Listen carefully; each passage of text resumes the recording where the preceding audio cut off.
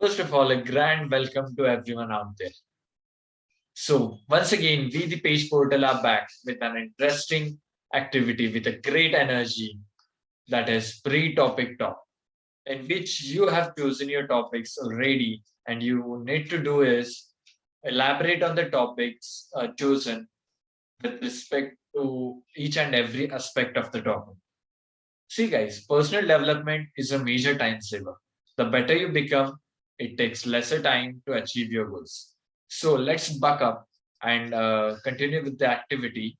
So today we have with us the group Spartans. So I would like to call the leader first, Abhishek.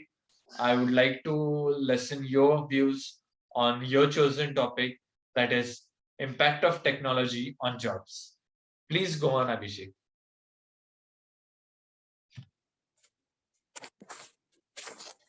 Hello everyone, my name is Gautami Badguzar and I will be speaking on the topic Indian culture and tradition for the TPO second activity. Our country is a full of different culture, each one having their own knowledge and laws, food, languages, etc., which makes every religion a unique one. It is really an impossible thing to stand out for so many cultures under one share, that is India. It is just love towards our nation, which makes it possible. That is why our country is very well known across the whole world. Every culture is carried out to the next generation, either verbally or in a written way. Respect and love are two basic format, which is common in every Indian culture. But it is decreasing now. The difference in a people's thought is increasing. As a result, they fight with each other. They have started considering their own culture and their own rules. They forgot the joy of being together, the joy of celebrating festivals together, and sharing their tradition, which includes food, clothes, and jewelry, etc. A need is to convert the slightly better political side to the cultural side is on demand now. For that, we can recreate the joy of celebrating the events on a large scale by forgetting the conflicts with one another, and that was everyone's culture teaches us. So basically, it's everyone's responsibilities to keep their culture alive, and even to respect and love others' tradition. So thank you so much. Okay, thank you, Gautami. It was great. Like we need to revive our Indian culture and traditions and respect them too. So it was great. Now, Ludwig, you have chosen is patriotism is privatization good for the nation? So you can go on with your topic. Hello guys, my name is Rudvik Downe, SY civil student. My topic is privatization is good for nation. Privatization means transfer of ownership property or a business from the government to the private sector. The government ceases to be owner of the entity or business. The process in which a public trade company is taken over by a few people. Privatization leads to the creation of wealth. The cost of production is reduced and the profits are maximized. It is certainly a good step if the government feels that the particular sector can be opened up to the competition and it will benefit the market and the consumers. In other words, it mainly aims to enhance the conditions of the services which people get. In addition, it also lowers the burden of the government by taking over certain industries. Privatization has no doubt made quite an impact on the world. Like there are two sides to a coin, over here also comes with benefit as well as drawbacks. Some benefits are the main argument for privatization is the private company have a profit incentive to cut costs and be more efficient.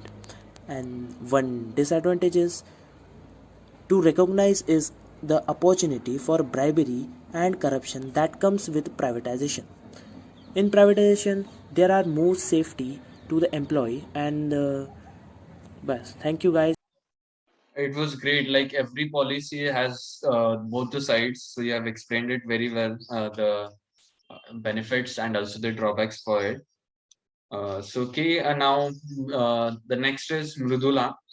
So you have chosen financial literacy among students. So you can elaborate now. Please start.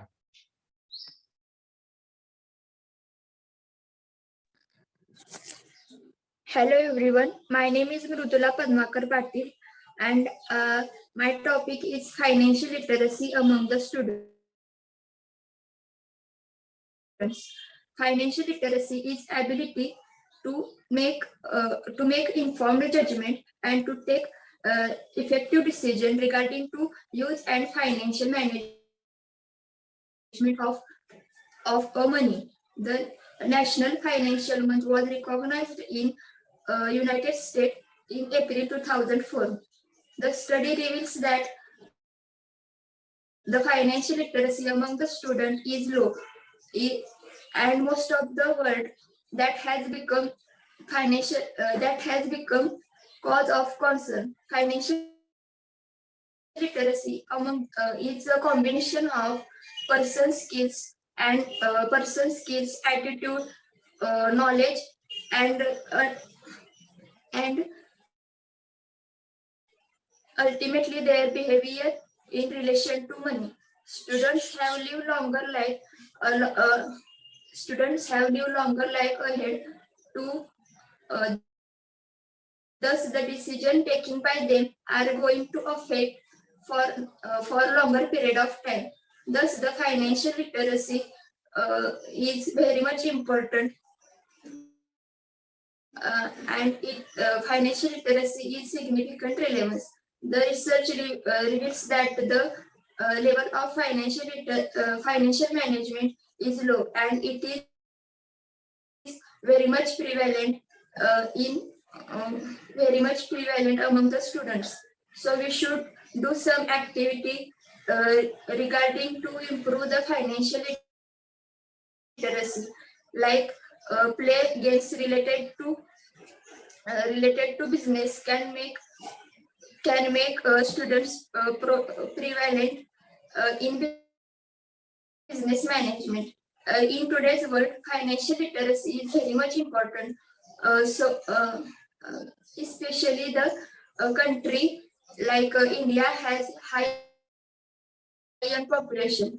Therefore, increasing the financial literacy level is pre-implement. Thank you so much. Absolutely, Mridula. Because what happens is we go on taking education, but we lack in how to make money from this. So we need to have that idea about making money and getting financial stability.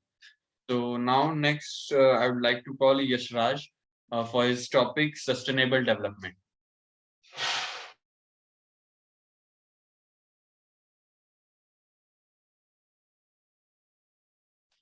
So, good morning, everyone. My name is Yashraj Deshmukh from second year civil, and I'm going to speak on the topic of sustainable development.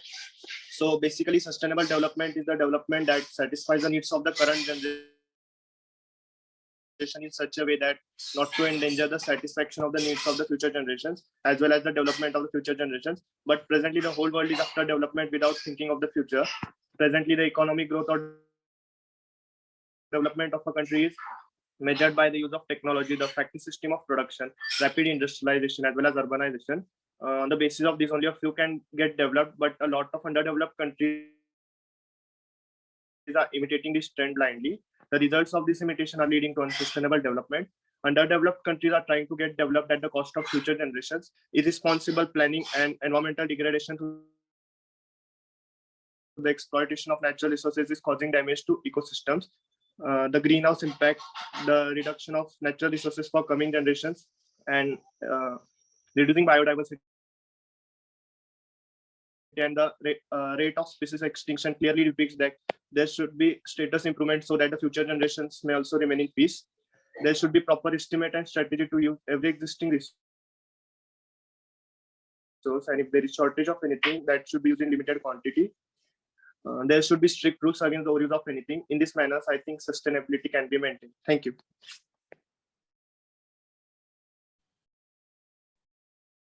Yes, absolutely, yes, Raj. Like sustainable development should be done to save our resources because they are becoming limited. Now I would like to call Samir. He has chosen a very interesting and responsible topic as a civil engineer. So, are civil engineers including the nature? Please go on, Samir. So, hello everyone. My name is Samir Suresh Bobade, and I'm from second year civil engineering. And I'm going to speak on the topic that are civil engineers including the nature. Basically, who are civil engineers? They are someone who are whole and soul of the structures we see everywhere now, and basically they design and maintain the structures continuously. There are certain material used on a very large scale, like water is used on a really large scale, and there is certain factors which destroy the nature, like emission of CO2 and methane on the construction site.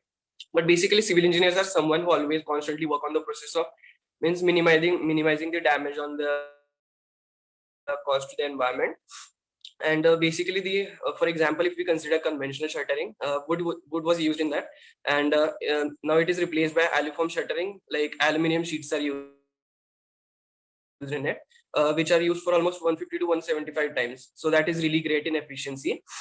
Then they always constantly work on the process of minimizing the damage, like, and these structures are unavoidable as every sector requires some structures to be built, like roads, dams, bridges, as I have earlier mentioned.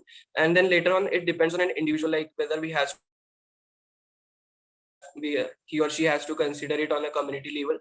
And nowadays, when we consider anything on a community level, then basically we destroy it. So it is in our hands whether to consider it on community level and destroy it, or whether to consider it on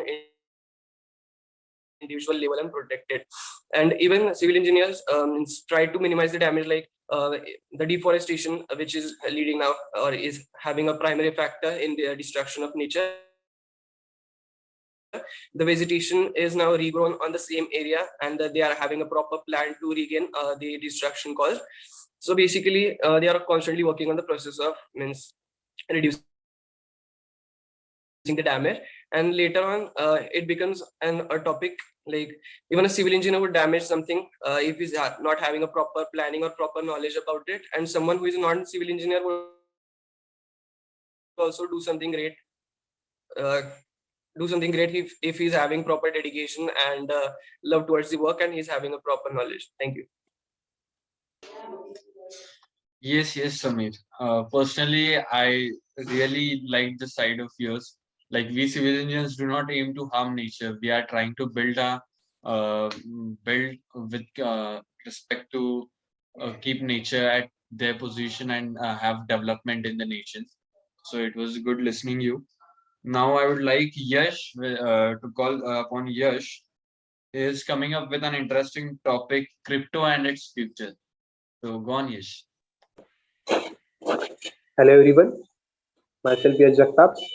I'm from SY Civil and my topic is crypto and its future. These days, everyone is trying to understand cryptocurrency. Cryptocurrency is a digital money that is designed to be secure and anonymous. Most of us would be able to recognize Bitcoin as one of the cryptocurrency. Last year, the value of Bitcoin and many other cryptocurrencies appreciated significantly, and one of the reasons behind this hike was Elon Musk. Bitcoin was established in 2009 as the first cryptocurrency. Currently, more than 1,000 cryptocurrencies are on the market. All are based on blockchain technology. Blockchain is created on distributed ledger technology, which securely records transactions across a peer-to-peer network. The blockchain technology was created by Satoshi Nakamoto for trading Bitcoin. In my view, public blockchains in their present form might not survive. The future form could be controlled in private, distributed ledger network. There could be many rules in a private network, one of them being that no transaction is valid unless a minimum of 4 participants approve it, or a central bank like Reserve Bank of India signs for each transaction. Each participant in a private network can have a legal agreement of commitments to other participants. This trend may force banks and governments to adopt country-specific cryptocurrency. The new regulation on crypto will surely stop illegal transactions which are made for funding terrorist group and transferring black money. Thank you.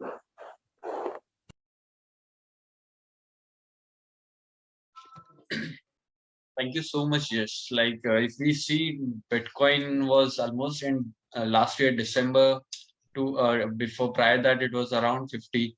Now, if we see, there's a bloodbath running over. It has came to 29. So nice to listen your views on crypto and its benefits, also its disadvantages. So now, Shreyas, I would like to call you. Your topic is impact of COVID on education. So go on, Shreyas.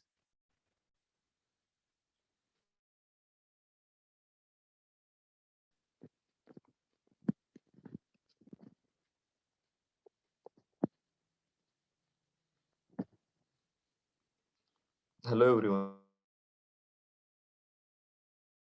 myself Sresh Kurade. Today I am going to speak few points on the topic of impact of COVID on education. So long for years, life was very smooth and working in harmony as the world becomes increasingly interconnected. So do the risks we face. The sudden cause of COVID-19 outbreak has caused a downward in the world and caused a huge impact on the higher education system. The lockdown in response to COVID-19 have interrupted conventional schooling and nationwide school closures. During this period, children and students have had to move on their own resources to, to continue learning remotely through the internet, television, or radio. In India, around 250 million students were affected due to the school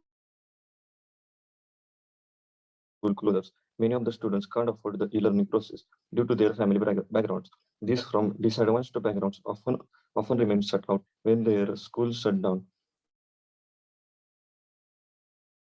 Learning has not stopped, but it look at the different direct and indirect ways through which the measures adopted to contain. It may impact children's achievements. However, the challenges do not end up with the immediate crisis. Hope we and our heroes fight the pandemic and set on the world as it was. Thank you.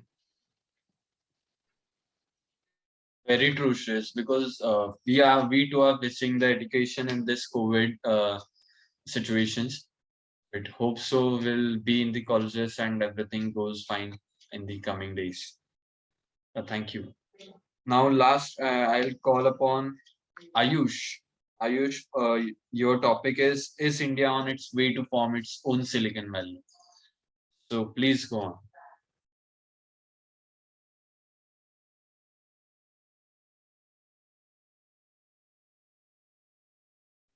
Hello everyone, my name is Ayush Shinde.